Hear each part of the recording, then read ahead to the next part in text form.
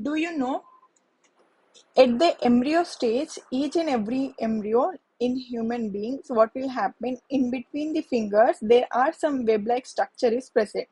You can see same exact structure in the buds. So we don't have this web because the development process will remove all these with the help of apoptosis process. What really happening here, when the apoptosis will not happen, means the cells will not die in this condition. These cells will remain, stay together, and our whole skin will be like finger will be get attached. So removal of these means death of these cells are important to separate our finger. Here for this all, we need to understand how the science is happening behind this.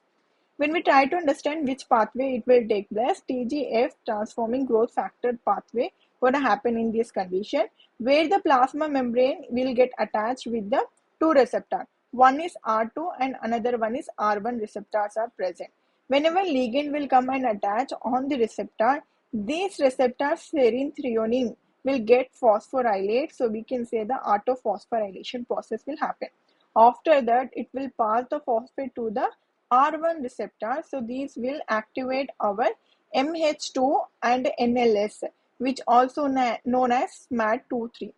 So here the NLS is nothing but nuclear localizing sequence, which is in the inactive condition.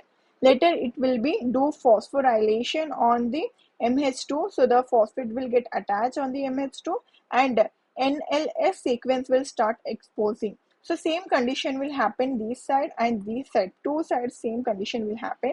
Later they both will come together and form a co-SMAD. An important protein will take this all structure inside the nucleus.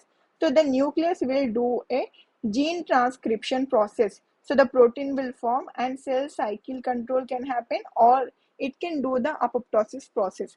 As we know, apoptosis is nothing but the death cause of the cell between the finger is happening because of these all